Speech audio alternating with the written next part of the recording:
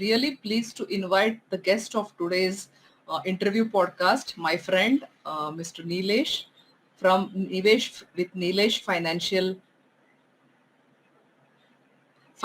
Education Hub. I'm really happy and very excited to invite this friend of mine who is an expert in the field of investment and financial planning. Let me introduce to you all Mr. Nilesh. He is a investment coach and he has had an experience of almost 13 long years in this field, and it is a real privilege to understand regarding our finances with this expert. So welcome, Nilesh. Thank you. So uh, we are really pleased and we are excited to have you on this interview podcast.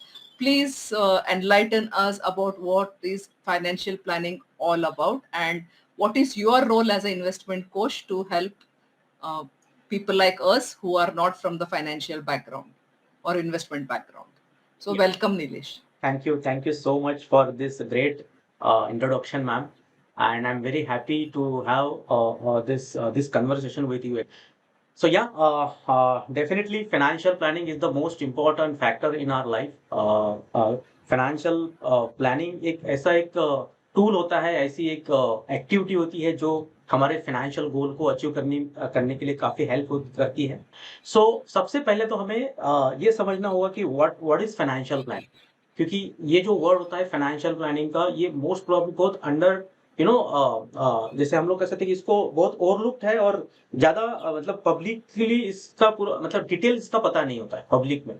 So financial planning is nothing but it is a systematic process जो कि आपको एक assurity देती है कि एक right amount of money आपको मिले एक राइट टाइम ऑफ पॉइंट पे.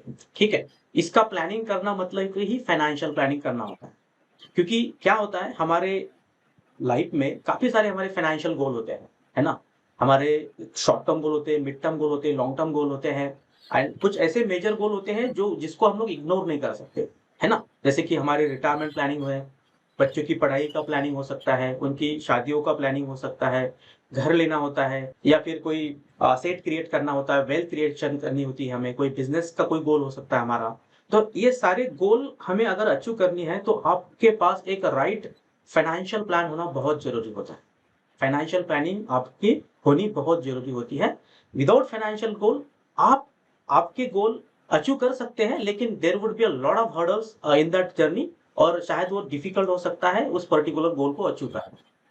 So yes, financial planning is the most important component होता है हमारे पर्सनल लाइफ, फाइनेंशियल लाइफ का, जो हमें उसके बारे में सोचना चाहिए, हमें उसके बारे में समझ होनी चाहिए. Acha, Nilesh, let me interrupt. I'm not able to see myself live on my phone. You are visible, ma'am. No problem. I'm Acha. able to see you on this Okay, screen. no problem. So we are live. Yeah, That of means we are course. live. Yes. We are definitely live. Can you explain what comprehensive financial planning is all about and why it is important for all the individuals and families to undergo or accept this kind of financial planning in their life to make their life easy and comfortable? Yeah, definitely. See, comprehensive planning का मतलब होता है कि आपके जितने भी देखिए, जैसे मैंने इनिशियल स्टेज में कहा कि फाइनेंशियल प्लानिंग जो हम लोग करते हैं तो ये एक किसी पर्टिकुलर चीज के बारे में नहीं है ना. कॉम्प्रिहेंसिव मतलब 360 डिग्री फाइनेंशियल प्लान. इसमें आपके कैश फ्लो मैनेजमेंट की बात होती है, आपकी इनफ्लो इनकम की बात होती है, आपकी इन्वेस्टमेंट प्लानिंग की बात होती है, रिटायरमेंट प्लानिंग हो सकती है, रिस्क मैनेजमेंट प्लानिंग हो सकती है ना, टैक्स प्लानिंग है, स्टेट प्लानिंग है, एजुकेशन प्लानिंग है. मतलब आपके पर्सनल फाइनेंशियल लाइफ का पूरा मतलब जैसे हम लोग साथ जितने भी हाईलाइट पॉइंट है हमारे लाइफ के, वो हम लोग इसमें फाइनेंशियल प्लानिंग में कवर करते हैं when it's come to comprehensive financial planning. और हर एक area of our personal financial का जो हम हर एक एरिया होता है उसके इन डिटेल्स में उसकी प्लानिंग होती है हमारी, इन डिटेल्स में. ओके, जैसे कि गोल को डिसाइड करना, इंस्ट्रूमेंट को डिसाइड करना, रेट ऑफ रिटर्न्स की rate of returns require rate of returns को डिजाइन करना कि what kind of rate of returns you need to have to achieve that financial goal. तो इतनी मतलब ये डिटेल्स में कॉम्प्रिहेंसिव प्लानिंग हो जाती है when it's come to crafting your comprehensive financial plan, right? So this is all about comprehensive financial planning. जो पूरे तो ये हाँ, हाँ तो ये तो जरूरी है, ये समझ लिया हमने. Like whether each, I mean, we all know that each of the components are related to each other, but in the language of finances, how do you actually connect these various aspects of comprehensive planning जी in an individual's life? जी जी सी क्या होता है कि जैसे मैंने कहा कि एक जर्नी होती है हमारे हर एक के लाइफ की, है ना? जैसे अभी हम लोग कहते हैं कि जब हम लोग जब जैसे हम लोग अर्निंग करना स्टार्ट करते हैं, इनिशियल अर्निंग जैसे हमारा फेज होता है, 20 साल के बाद हम लोग अपनी अर्निंग की जर्नी स्टार्ट करते हैं। जैसे कि 20 साल तक हमारा एजुकेशन और पढ़ाई में ही हमारा मोस्ट प्रोबेबली टाइम जाता है। 20 साल के बाद हम लोग जब अर्निंग स्टार्ट करते हैं तो वहां से हमारी जर्नी चालू होती है हमारे पर्सनल फाइनेंशियल लाइफ के गोल की। जैसे इनिशियल में हम लोग जैसे देखते हैं कि भई हमें इनिशियल स्टेज पे हमारी प्रायोरिटी होती है, हमें घर लेना होता है, बाद में शादी का हमारा प्लान होता है, इन फ्यूचर बच्चों की प्लानिंग होती है, उनके उनके एजुकेशन की प्लानिंग होती है, फिर धीरे-धीरे फैमिली बढ़ती है तो घर लेना होता है, अपने कुछ लग्ज़रियस लाइफ़स्टाइल भी हम लोग देखते हैं, कार है या फिर वेल्थ क्रिएशन है और ऐसे करके-करके हम लोग अपने रिटायरमेंट प्लानिंग के लाइफ तक रिटायरमेंट के बारे में सोचने चालू करते हैं और रिटायरमेंट के बाद भी हमें कैश फ्लो की ज़रूरत होती है, पैसे की ज़रूरत होती है। तो अगर आप इस जर्नी को देखोगे ना और नॉट ओनली रिटायरमेंट के बाद भी हमें एक मोस्ट इम्पोर्टेंट फैक्टर की जरूरत होती है जिसे हम लोग एस्टेट प्लानिंग कहते हैं, है ना? क्योंकि हमने वेल्थ तो अकोमोडेट कर लिया लेकिन इस वेल्थ को डिस्ट्रीब्यूट भी करना होता है। तो आप अगर देखोगे कि फ्रॉम अर्निंग मतलब 20 साल के बाद जब आप अर्निंग करना चालू करते हो तो अर्निंग से लेकर आपके प्रॉपर्टी को डिस्ट्रीब्यूट करने तक ये हर एक चीज इंटरकनेक्टेड होते हैं, इंटरकनेक्टेड, है ना? तो आप रिटायरमेंट प्लानिंग तभी कर पाओगे जब आपके पास वेल्थ रहेगी। वेल्थ तभी करोगे जब आपके पास इनकम रहेगा और इनकम आप तभी कर पाओगे जब आप फिजिकली फिट हो, आप मेंटली बोलते हैं ना उसको फिजिकल मेंटली साउंड जब होते हैं तभी वी कैन अर्न मनी। तो काफी सारे फैक्टर होते हैं क्योंकि जैसे मैंने कहा कि life is all about uncertainty. So कभी कभी लाइफ में अनफॉर्चुनेट बैड इवेंट भी हो सकते हैं, कुछ bad event in the sense unfortunate, कुछ बैड इवेंट, डेथ हो सकती है, डिसेबिलिटी हो सकती है, इनकम जॉब जा सकता है, बिजनेस लॉस हो सकता है। तो ऐसे सारी चीजों के मामले में आपके पास एक right comprehensive planning, right plan होना बहुत ही जरूरी है। तो ये सारे कंपोनेंट इंटरकनेक्टेड होते हैं और जब भी हम लोग इस फाइनेंशियल प्लानिंग की बात करते हैं तो ये सारी चीजें सारी चीजों का हम लोग डिटेल्स में एनालाइज करते हैं आपके फाइनेंशियल प्लानिंग। ठीक है? दिस इज ऑल अबाउट ये तो बहुत बढ़िया है actually, because you told us that we all know this, but you highlighted that everything is interconnected. So this is a very important and crucial aspect of anybody's life, so to say. तो ये जितना जल्दी हमको समझ में आए उतना बेहतर है at an earlier age, especially for the youngsters. As soon as they start earning, they should think on those terms. And for middle-aged people like us, it's never too late. सभी ने कुछ तो करा रहेगा, but still if you have not done, we have got ways to do it, right? Yes. So how do you actually assess the financial situation of your clients, so that you can give them a personalized financial plan so that every aspect is taken care? वो आप कैसे assessment करते हो? जी जी जैसे देखिए ये process होती है, ठीक है? असेसमेंट की जब बात होती है तो there is a 6 steps of process. जैसे एक प्रॉपर सिस्टमैटिक प्रोसेस होती है एक क्लाइंट के असेसमेंट की जब बात होती है। असेसमेंट का मतलब होता है कि आपके पर्सनल फाइनेंस की पूरी स्क्रूटनी करना। लाइक आपका कैश फ्लो कहाँ कहाँ से आ रहा है, इनकम कहाँ से आ रहा है, आपकी इनकम के कैश फ्लो कहाँ से आने वाले हैं फ्यूचर में, है ना? कभी कभी हमारे लाइफ में सडनली कुछ जैसे वर्किंग प्रोफेशनल रहा तो कुछ बोनसेस मिलते हैं, बिजनेसेस रहा तो कोई सडनली कोई पेमेंट आता है। तो कैश फ्लो हमें देखना होता है फ्यूचर में जाके। कोई हमारा गवर्नमेंट अगर आपका कोई कोई कंपनी का कोई प्लान है तो वहां से कोई आपको पेंशन आ रहा है क्या, तो हम लोग कैश फ्लो की बात होती है। फिर बात होती है आपके आउटफ्लो की, मतलब कुछ बेसिक एक्सपेंसेस होते हैं, कोई मैंडेटरी एक्सपेंसेस होते हैं, कोई लायबिलिटी होती है तो हमें वो भी पे करनी होती है। तो हम लोग उसके बारे में डिस्कस करते हैं हमारे फाइनेंशियल प्लानिंग में। फिर देन हमें देखना होता है कि लिक्विडिटी, अगर हमारे लाइफ में लिक्विडिटी की जरूरत है, कभी कभी इमरजेंसी फंड की भी जरूरत होती है, कोई मेडिकल इमरजेंसी होती है, घर में कोई शादी होती है, कुछ जो something will be always happen in our life, तो उसके बारे में भी बात होती है। फिर देखा जाता है कि आप जब जिस इंस्ट्रूमेंट में आप इन्वेस्टमेंट हम लोग करने जा रहे हैं, उसकी रिस्क क्या है, उसके रिवॉर्ड्स क्या है, आप एज एन इंडिविजुअल पर्सन आपकी रिस्क टेकिंग कैपेसिटी क्या है ना? तो ये चीजें भी हम लोग उसमें देखे जाते हैं। एक्चुअली जब हम लोग कॉम्प्रिहेंसिव फाइनेंशियल प्लानिंग ड्राफ्ट करते हैं, तो ये इसी चीज की इन डिटेल्स में बात होती है, और यहाँ पे आपको एक क्लियरिटी आती है कि what ever happen, like market, जैसे मैंने कहा कि ये तो इंटरनल बात होती है, लेकिन जब एक्सटर्नल बात होती है, इकोनॉमी में जैसे चेंजेस होते हैं, गवर्नमेंट के पॉलिसीज में चेंजेस होते हैं, कुछ भी हो सकता है, तो वो सीधा इम्पैक्ट आपके फाइनेंशियल, आपके लाइफ के, आपके वेल्थ पे हो सकता है। तो हम लोग इस प्लानिंग में उसका भी प्रोविजन करके रखते हैं, ठीक है ना? तो इतना इन डिटेल्स में ये रोड मैप बनता है मैडम, कि आपके लाइफ में कुछ भी अगर मतलब अनसर्टनिटी आती है, तो you are also prepare for that. और जैसे हमने कहा कि हमारे जो फाइनेंशियल गोल होते हैं, मैंडेटरी गोल होते हैं, रिटायरमेंट प्लानिंग वगैरह वगैरह, मैंने जैसे कहा बच्चों की पढ़ाई, घर लेना वगैरह, वो भी आपको पेनलेसली और पीसफुली आप इसको आप अकम्प्लिश कर सकते हैं थ्रू दिस रोड मैप, ठीक है ना? तो एनालिसिस की जब बात होती है, तो सारा चीजें होती है, लाइक मतलब अगर मैं थोड़ा टेक्निकल जाऊं, तो क्वांटिटेटिव और क्वालिटेटिव, ऐसे दो प्रकार के इंफॉर्मेशन हम लोग एज अ क्लाइंट से लेते हैं, है ना? कि आपकी स्पेंडिंग हैबिट क्या है, जैसे मैंने कहा, क्योंकि हर एक चीज को माइन्यूटली ट्रैक किया जाता है, हर एक चीज को, ताकि हम लोग आगे जाके उसके ऊपर कोई आपका कुछ लाइक इफेक्ट ना करे आपके पर्सनल फाइनेंस और आपके इसके बारे में। तो ये चीजें हम लोग इन डिटेल्स में देखते हैं, और मेक श्योर होती है कि लाइफ में कुछ भी अनसर्टेनिटी आए, तो you will be prepare for that, and you will have solid financial backup as when it come to your financial freedom. So या तो आप हमें ये तो बहुत ही डिटेल तरीके से आपने बोला, थैंक यू फॉर दैट। जो भी व्यूअर्स हमको देख पाएंगे जब ये लाइव वीडियो या बाद में रिकॉर्डिंग देख पाएंगे, तो ये तो बहुत ही सिंप्लीफाई करके आपने सब बोल दिया, that is so nice of you.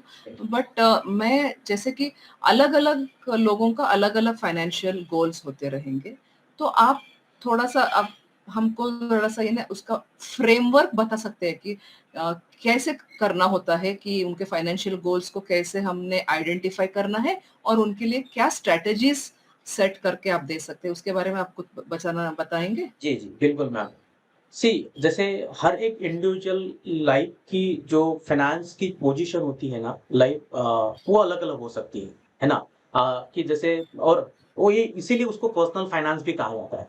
ज़रूरी नहीं कि जो मैंने अपना फाइनेंशियल प्लान ड्रॉप किया है, या मैंने कुछ इन्वेस्टमेंट स्ट्रैटेजी एग्ज़ीक्यूट की है, ज़रूरी नहीं कि वो सेम फाइनेंशियल प्लान आपका हो, या जो पोर्टफोलियो मैंने डिज़ाइन किया है, इन्वेस्टमेंट स्ट्रैटेजी मैंने बनाई है, वो आपकी भी हो। क्योंकि आपकी लाइफ की स्टेजेस अलग से हो सकती है, आपके लायबिलिटीज़ अलग हो सकते हैं, आपके कैश फ्लो अलग हो सकते हैं, आपकी प्रायोरिटीज़ अलग हो सकती है ना? आपकी रिस्क टेकिंग कैपेसिटी अलग हो सकती है मेरे। So everything will be different. So इस केस में आपको एक हम लोग जब हम लोग आपका फाइनेंशियल प्लान ड्राफ्ट करते हैं, तो मोस्ट प्रोबेबली इन सारी चीजों को इन डेप्थ में देखा जाता है, और उसके बाद फिर हम आपके गोल को प्रायोरिटीज करते हैं। बिकॉज देखिए, एज अ ह्यूमन बीइंग ना, हमारे जो नीड्स होते हैं और वांट्स होते हैं ना, वो मतलब उसमें काफी सारा डिफरेंशिएट होता है। हमारे वांट्स अनलिमिटेड है, हमें ये मतलब हमारे वांट्स कभी खत्म नहीं होते, राइट ना? लेकिन हमारे नीड्स जो होती है वो कंपलसरी होती है, जो हमें किसी भी हालत में चाहिए होती है, जैसे food, shelter, cloth, basic necessity है हमारी, है ना? और रिटायरमेंट प्लानिंग हमें करना ही करना होता है, बच्चों की पढ़ाई को हम लोग पोस्टपोन नहीं कर सकते, है ना? ये सारी चीजें हमारी कंपलसरी होती है, और उसके साथ साथ हमारे अनसर्टन अगर कुछ चीजें होती है हमारे लाइफ में, तो उसके लिए भी हमें प्रिपेयर्ड रहना पड़ता है ना? तो जब हम लोग आपका फाइनेंशियल प्लान ड्राफ्ट करते हैं, तो सबसे पहले आपके नीड को हम लोग आइडेंटिफाई करते हैं। वांट चाहे आपके कुछ भी हो सकते हैं, है ना? लेकिन नीड बहुत आइडेंटिफाई करना एक बहुत ही स्ट्रेटेजिकल काम होता है, बिकॉज एज अ पर्सन मैंने देखा है कि लोगों को पता ही नहीं होता कि उनके इमीडिएट गोल क्या है ना? दे आर लाइक, मतलब देखते रहते कि हाँ मुझे इतना करना है, मुझे घर लेना है या गाड़ी लेनी है, मुझे रिटायरमेंट का प्लान करना है, लेकिन उन्हें ये नहीं पता होता है कि how much money they will require to accomplish that goal, to achieve that goal. Okay, तो एक रैंडमली उनके इसमें रहता है। लेकिन जब हम लोग आपकी इंडिविजुअल फाइनेंशियल होती है, फाइनेंशियल प्लानिंग के थ्रू, तो ये सारी चीजों का इन डेप्थ स्टडी होता है, उसकी उसकी रिवर्स कैलकुलेशन होती है, काफी चीजें पिक्चर में देखी जाती है। बिकॉज जैसे मैंने कहा कि कुछ चीजें ऐसी होती है कि एज अ पर्सन आपको समझ में नहीं आता, लाइक मतलब एक कॉमन इंसान को, जैसे हम लोग कह सकते हैं इन्फ्लेशन ना। इन्फ्लेशन ऐसी चीज है जो हिडन है, दिखती नहीं है, लेकिन आपके इन्फ्लेशन का सीधा सीधा इफेक्ट आपके असेट पे होता है, आपके वेल्थ के जैसे बोलते हैं वेल्थ की वैल्यू पे होता है। बिकॉज 7 से 8% का अगर इन्फ्लेशन है और आपकी वेल्थ अगर ग्रो नहीं कर रही तो सीधा आपकी वेल्थ की वैल्यू कम हो गई। और दूसरी चीज होती है टैक्सेशन, क्योंकि as an human being life में दो चीजें सर्टन है नंदिनी मैम, एक डेथ और दूसरा टैक्सेशन, ठीक है, ये दोनों चीजें सर्टन है ना। तो या सो डेथ का जैसे हम तो कहते हैं ना कि भाई हमें डेट ऑफ बर्थ पता होती है लेकिन डेट ऑफ डेथ पता नहीं होती, तो ये अनसर्टन है, कभी भी कुछ हो सकता है ना। तो उसके लिए हमें प्रिपेयर होता है कि भाई मेरे बाद मेरे फैमिली का क्योंकि हमारे ऊपर हमारी फैमिली डिपेंड होती है, उनके लाइफस्टाइल उनके स्टैंडर्ड ऑफ लिविंग डिपेंड होती है, तो हमें उसका भी प्रोटेक्शन करना होता है। और सबसे इंपॉर्टेंट मैंने दूसरी चीज कही टैक्सेशन की। टैक्सेशन में क्या होता है, 30% का टैक्स, अगर आप लोग टैक्स ब्रैकेट में आते हैं मोर देन 10 लाख रुपए आपका इनकम है तो 30% गवर्नमेंट को आप वैसे दे रहे हो, और 18% का जीएसटी है ना। तो 48% तो आपको वैसे दे रहे, मतलब 100 रुपए अगर आप अर्न कर रहे हो साल का तो 50 रुपए तो गवर्नमेंट को दे रहे हो आप। तो आपको ये देखना है कि भाई मैं जो मेरी छोटी सी अमाउंट मैं बचा रहा हूँ या बचा रही हूँ उसमें से मुझे ऐसे जगह रिटर्न भी लेना है कि मुझे टैक्स में भी रेबिट मिले, फ्यूचर में जाके उसके टैक्स में भी बेनिफिट मिले, है ना। तो ये सारी चीजें हम लोग ये करते हैं इस पर्टिकुलर फाइनेंशियल प्लानिंग के सब्जेक्ट पे। और हम लोग मेक श्योर करते हैं कि आपको ये सारी चीजों से हम लोग एज मच एज पॉसिबल आपको इसमें राहत मिले और आपको एक अच्छा सा और एक ब्यूटीफुल प्लान आपका डिजाइन हो जाए और आपके जितने भी फाइनेंशियल गोल है वो आप पेनलेसली अचीव कर सके through out this financial journey. Yes ma'am. आपने जैसे कि ये बात छेड़ दिया है टैक्सेशन इज इनएविटेबल, तो आप कुछ स्ट्रेटजीज और टिप्स भी बता दीजिएगा जहां से टैक्सेस सेव कर सकते हैं। बिल्कुल मैम। सी जैसे अभी तो फिलहाल आप टैक्स अगर की मैं बात करूँ तो इसमें हर एक इंसान इंडिया का परेशान है एक्चुअली, क्योंकि हर वो बंदा चाहता है कि मैं मैक्सिमम टैक्स बचा लूं। But yes there is a provision in income tax act, तो आप काफी सारे जगहों पे इन्वेस्टमेंट अपना करके इनकम टैक्स सेव कर सकते हैं, है ना। मोस्ट प्रॉब्ली एटीसी हमें सबको पता है कि हम लोग एटीसी के थ्रू इनकम टैक्स में सेव करते हैं। तो इसका लिमिट होता है, अगर मैं इन डेप्थ नहीं जाऊंगा, लेकिन 1.5 लाख तक का आप इन्वेस्टमेंट एटीसी में कर सकते हो, है ना। तो एटीसी में जैसे आपकी लाइफ इंश्योरेंस पॉलिसी हो गई, एलआईसी में हम लोग इन्वेस्टमेंट करते हैं या किसी इंश्योरेंस कंपनी में हम लोग इन्वेस्टमेंट करते हैं तो एटीसी का बेनिफिट वहां मिलता है। तो ये एक आपके पास होता है। एनपीएस करके एक होता है नेशनल पेंशन स्कीम, तो वहां पे भी आप 50,000 का आप अपार्ट फ्रॉम एटीसी आप कंप्लीट कर सकते हो, है ना। एटीडी होता है मेडिक्लेम पॉलिसी, जब हम लोग लेते थे उसमें भी आपका 55,000 तक इनकम टैक्स का बेनिफिट मिलता है एटीडी के अंतर्गत। और अपार्ट फ्रॉम दैट अगर आपका कोई होम लोन चल रहा है तो होम लोन के ऊपर जो इंटरेस्ट होता है ओपी 80CC/24A में आता है, जो आपको 2 लाख रुपए का एडिशनल बेनिफिट देता है इंटरेस्ट के ऊपर, क्योंकि उसका प्रिंसिपल जो होता है वो एटीसी में आता है और वो इंटरेस्ट जो आता है वो 80CC/24A में आता है। तो ये सारी चीजें हैं। अपार्ट फ्रॉम अगर आपका Rajiv Gandhi equity link saving scheme है तो उसमें भी आपका 50,000 तक का उसमें आप इन्वेस्टमेंट कर सकते हो, लेकिन उसकी एक कंडीशन है कि आप you should be first invested into mutual fund mutual fund में आपका फर्स्ट इन्वेस्टमेंट होना चाहिए, तो आपको उसका 50% मतलब 25,000 का बेनिफिट मिलता है। तो ऐसे कुछ चीजें हैं। और अगर आपके पास वेल्थ अच्छी है, काफी सारा डिस्पोजेबल इनकम है, तो आप फिर एटीजी में जा सकते हैं जो कि डोनेशन के बारे में होता है, जिसका कोई लिमिट नहीं होता। तो उसमें भी आप अपना इनकम टैक्स का बेनिफिट उसमें भी आप ले सकते हैं। तो यस, जब आप लोग इन्वेस्टमेंट करते हैं, जब आपकी फाइनेंशियल प्लानिंग का ड्राफ्ट सेशन होता है, तो हम लोग इस बारे में भी बहुत सारा इन डेप्थ नॉलेज लेते हैं कि कौन से ऐसे इंस्ट्रूमेंट है जहां पे हम अपना इन्वेस्ट टैक्स बचा सकते हैं एज मच एज पॉसिबल। और नॉट ओनली इन्वेस्टमेंट, हम लोग अपनी जब प्रॉपर्टी डिस्ट्रीब्यूट करेंगे अपने लीगल हेयर को, तो वहां पे भी, क्योंकि अभी इंडिया में तो वो एक्ट नहीं है, लेकिन इंडिया छोड़ के जितनी भी कंट्रीज है उस हर एक कंट्री में इनहेरिटेंस टैक्स और स्टेट टैक्स एप्लीकेबल है। ओके, आई गेस 1984 1985 में इंडिया में वो टैक्स अभी डिमोलिश किया गया था गवर्नमेंट के थ्रू। ओके, तो वो एक्ट कभी भी आ सकता है इंडिया में, कभी भी, बिकॉज हर एक कंट्री में है, यहाँ पे नहीं है। और शायद क्योंकि अभी कुछ आप देखोगे ये जो चल रहा है इलेक्शन वगैरह सब चीजों में ना, तो गवर्नमेंट ने ऑलरेडी अनाउंसमेंट भी किया है उसके बारे में, थोड़ा सा चल रहा है। तो वो अगर टैक्स एप्लीकेबल हो जाता है तो that will be a huge effect on investors asset, ठीक है। तो काफी सारा बड़ा सा अमाउंट इनहेरिटेंस टैक्स में या फिर स्टेट ड्यूटी के स्टेट टैक्स के थ्रू जा सकता है। तो हम लोग उस बारे में भी फाइनेंशियल प्लानिंग में आपके साथ हम लोग उसका प्लान करते हैं और हम उसके बारे में भी पूरा डिटेल्स में एनालाइज करके एक कॉम्प्रिहेंसिव फाइनेंशियल प्लान ड्राफ्ट होता है। तो बहुत ही इंटरेस्टिंग बातें कही आपने। Actually this is very helpful for people who are really in need of such information, but they may be not having the right information. Just when we mentioned about this comprehensive financial planning in the beginning of this interview, तो आपने ये भी बताया कि इसमें retirement planning का भी उतना ही बड़ा योगदान है और उतना ही बड़ा इम्पोर्टेंस है।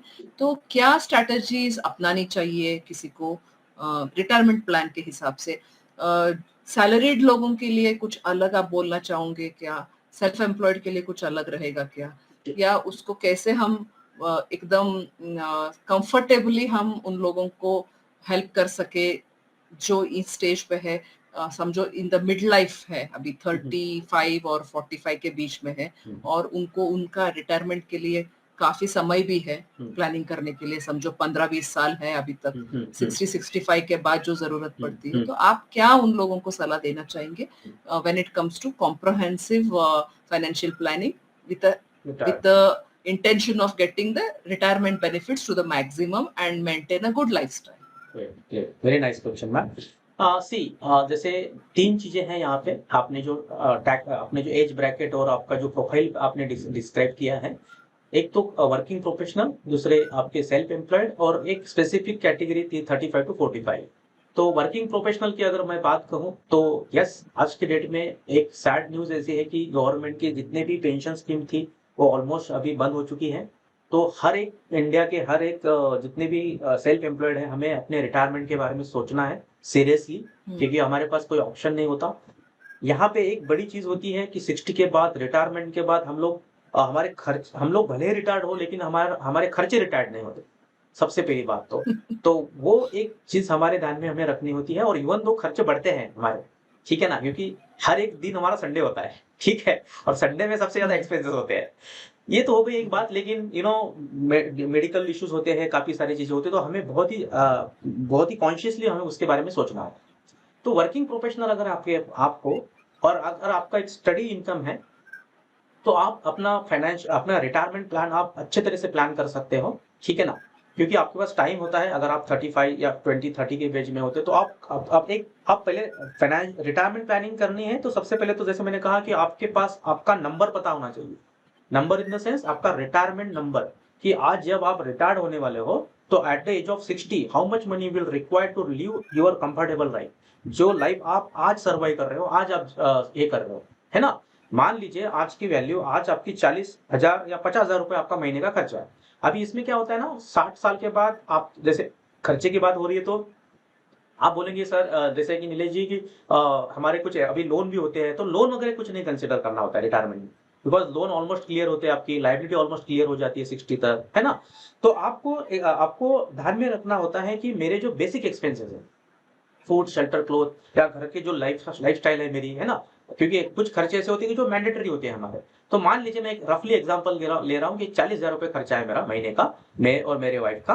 तो हम दोनों को हम रिटायरमेंट लाइफ में अगर हम लोग आज की डेट में रिटायर्ड होते हैं और 20 साल के बाद, क्योंकि ये 40,000 की वैल्यू बढ़ने वाली है, क्योंकि इन्फ्लेशन 7-7.5% का इन्फ्लेशन इंडिया में है, तो 40,000 की वैल्यू मान लीजिए 1 लाख होती है 20 साल बाद, है ना, 1 लाख रुपए। तो आपको ये मेक श्योर करना है कि भाई मुझे कितना अमाउंट लगेगा, बिकॉज 1 लाख रुपए आपको मंथ ऑन मंथ आना चाहिए। सही बात है, मंथ ऑन मंथ आना चाहिए। तो आज की डेट में मैं एक रफली एग्जांपल दे रहा हूं कि आपको 2 करोड़ का आपके पास कॉर्पस होना जरूरी है एट द एज ऑफ 60। मैं रफली बता रहा हूं आपको ना, without any calculation, but 2 crore का आपको प्रोविजन करके रखना है, 2 करोड़ की वैल्यू क्रिएट करनी है आपको। तो 2 करोड़ के रिवर्स में, क्योंकि 2 करोड़ आप उस वक्त किसी म्यूचुअल फंड में या किसी स्टॉक्स में आप इन्वेस्टमेंट नहीं करोगे, आप सीधा उस पैसे को बैंक में एफडी में रखोगे, बिकॉज आपकी 60 के बाद रिस्क टेकिंग कैपेसिटी कम हो जाती है ना। तो 2 करोड़ को बैंक में एफडी करने के बाद आपको साल का, मतलब एग्जांपल के हिसाब से 6% मैं पकड़ रहा हूं, तो 12 लाख रुपए आपको मिलेगा, और 12 लाख के ऊपर 20-30% का टीडीएस कटेगा, और 10 लाख, मतलब वही जैसे 10 लाख 12 लाख रुपए की वैल्यू आपको आ जाएगी।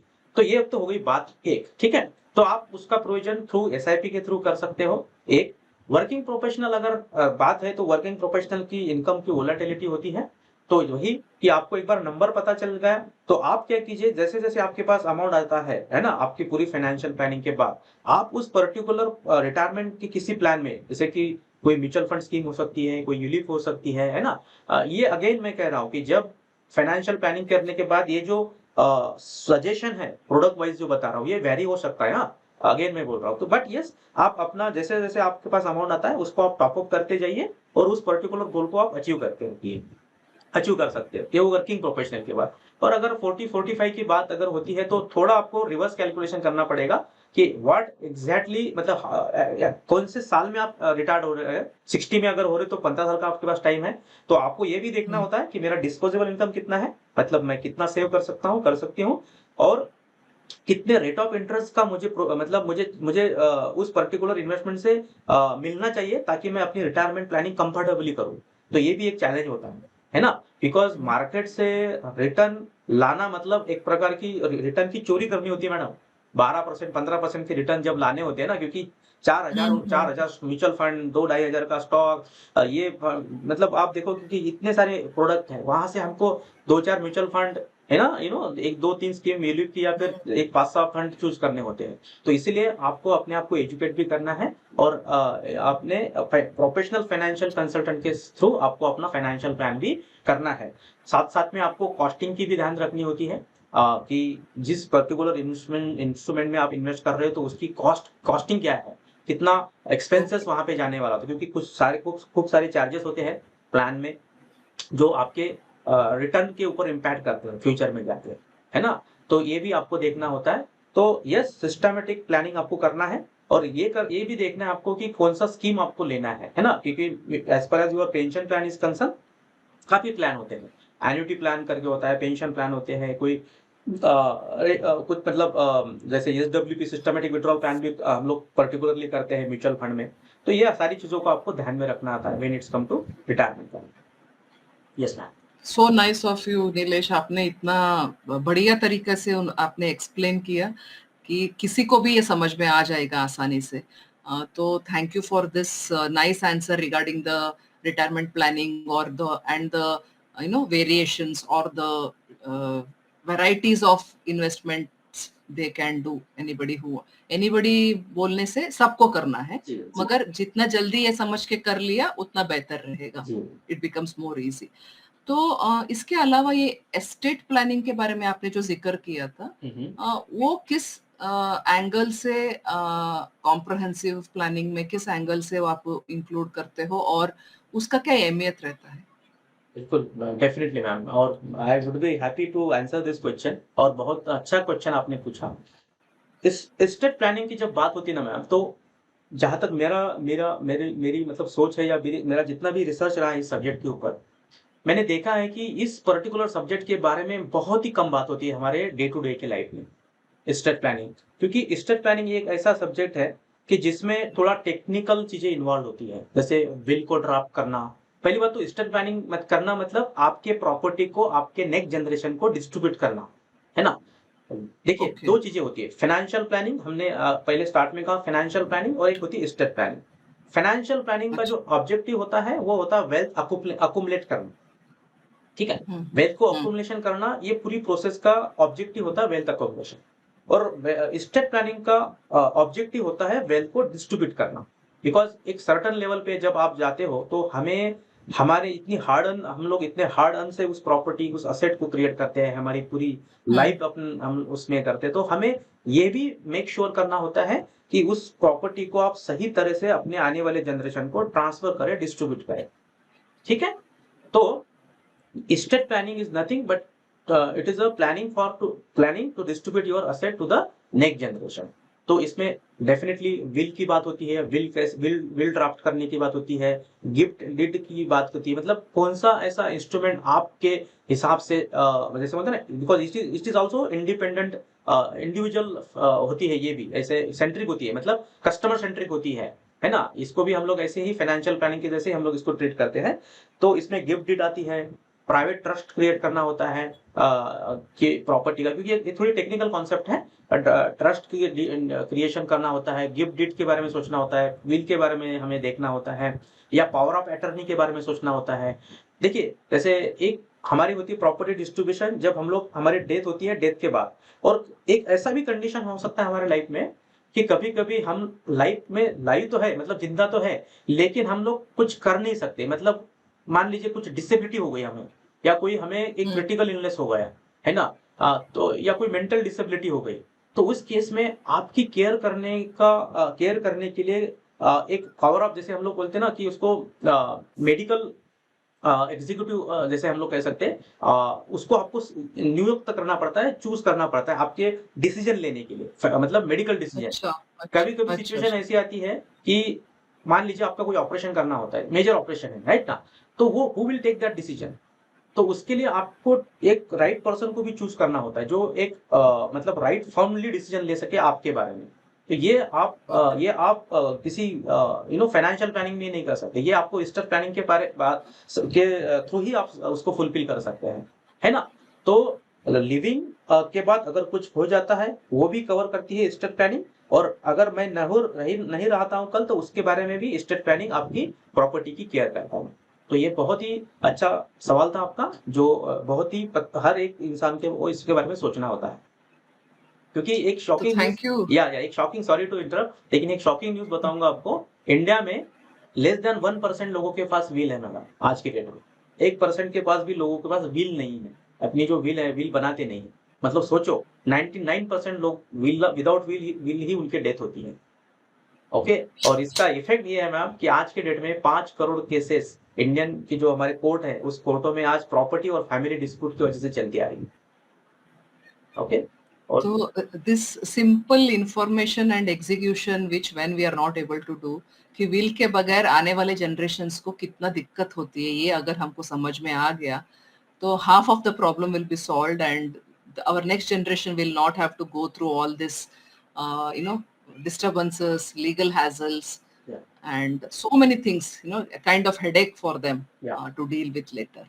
तो आपने बहुत ही अच्छी तरीके से ये सब हमको समझा दिया। I mean the importance of इसके बारे में मालूमात तो रहता है, मगर एक्चुअली उसको कैसे किया जाए और क्यों ज़रूरी है, नहीं करने से क्या होता है, ये सब चीज़ों पे गौर करके अगर कुछ चंद व्यूअर्स ने भी ये देख लिया और उन्होंने अपने लाइफ में वो implement किया, तो भी I think the purpose of our podcast will be served. yes ma'am, Thank you for accepting this invitation and being my guest yeah ma'am. एक and सवाल है answering शायद such. अपने चैट बॉक्स में एक सवाल है, आप अगर उसको हाईलाइट करेंगे तो I would be happy to answer that also. You can read it by yourself अच्छा, या because मेरे तो एक सवाल है, शायद देलना जी ने पूछा है कि which is the better life term insurance with regular return per month after a lock in period और विदाउट रिटर्न। ओके। तो यस देलना मैम, इसमें एक चीज मैं आपको बताऊंगा कि टर्म प्लान जो हमारा होता है, एक्चुअली 2 प्रकार के टर्म प्लान होते हैं। एक होता है नॉन रिफंडेबल, मतलब टर्म प्लान का ऑब्जेक्टिव होता है कि वो पर्टिकुलर जो आप उस टर्म प्लान में जो इन्वेस्टमेंट करते हो ना, तो वो पर्टिकुलर इन्वेस्टमेंट कहीं किसी जगह पे इन्वेस्ट नहीं होती है, वो प्योर आपके रिस्क के अगेंस्ट में उस अमाउंट को लिया जाता है इंश्योरेंस कंपनी के थ्रू। ठीक है। तो टर्म प्लान जो होता है वो प्योर प्रोटेक्शन प्लान होता है, उसमें रिफंड नहीं होते। लेकिन कुछ ऐसे भी टर्म प्लान है मार्केट में, मतलब अगर कुछ नहीं होता है उस पर्टिकुलर टाइम फ्रेम में, तो वो भरा हुआ जितना भी आपने अमाउंट है वो रिफंड होता है। ठीक है ना। तो आपका, जैसे मैंने कहा कि आप, लेकिन बेटर वे है कि अगर जिसमें नॉन रिफंडेबल अमाउंट हो, वो आप उसके बारे में सोच सकते हो, बिकॉज उसका प्रीमियम बहुत कम आता है। और जिसमें रिफंडेबल वाला, जिसमें आपका प्रीमियम रिफंड जिसमें होता है ना, उसकी प्रीमियम जो कॉस्ट होती है वो बहुत हेवी होती है ना। तो इसलिए एक चीज तो आपको विदाउट, बिकॉज बहुत ही 1 करोड़ का प्लान अगर मैं 35 की एज में पकड़ो तो 20-15 हजार, 15 से 20-22 हजार रुपए प्रीमियम आएगा पूरे साल का, 1 करोड़ का टर्म इंश्योरेंस। तो विच इज वेरी चीप मेरे नॉलेज से। तो आप उसके लिए जा सकते हैं। और आपने कहा था कि विथ रेगुलर रिटर्न वगैरह नहीं होते, जितना आपने प्रीमियम पे किया वही आपको मिलता है। रिटर्न के लिए फिर आपको दूसरे जगह पे इन्वेस्ट करना होगा। दूसरे इंस्ट्रूमेंट में करना होता है। लॉकिंग की बात करें तो देखिए 5 साल का मिनिमम टर्म प्लान में लॉकिंग होता है। लॉकिंग इन द सेंस उसमें रिफंड नहीं होता, तो जिस दिन आप प्रीमियम पे करना बंद करते हो उसी दिन वो लॉक मतलब वैसे उसमें ये नहीं होता है ना, रिटर्न नहीं होता। लेकिन मेक श्योर टर्म प्लान है, आपके जब तक फाइनेंशियल गोल अचीव नहीं होते ना, तब तक आप टर्म प्लान को कैंसल या बंद मत ना करें। तो ये आपको थोड़ा पॉइंट में देखना है, ठीक है? या So I hope मैंने आपके आंसर को, आपके क्वेश्चन को आंसर किया होगा। या थैंक यू नीलेश, आपने बहुत खूबी से ये सभी आंसर्स दिया, बहुत सिंप्लीफाइड वे में आपने आंसर किया, नहीं तो बहुत मुश्किल होता है आम जनता को, आम लोगों को ये समझने के लिए. So I would like to thank you once again for being the guest and enlightening us about this very, very, very important and crucial topic of financial planning and comprehensive financial planning, and what is the role of a financial or the wealth or the investment expert or a coach. What is the importance of having them to do this professional, to do all this in a professional way, so that we don't have to suffer later in our life by taking some wrong steps. So after we end our live, please send your contact details or whatever, so that I'll be able to post it on my page, and people who would really like to take your help, they can contact you. And thank you once again. Have a nice day. Thank you Bye so bye. Much Nandini ma'am, thank you so much for this great conversation, and मुझे बहुत अच्छा लगा आपसे बात करके। Thank you so much ma'am, thank you so much.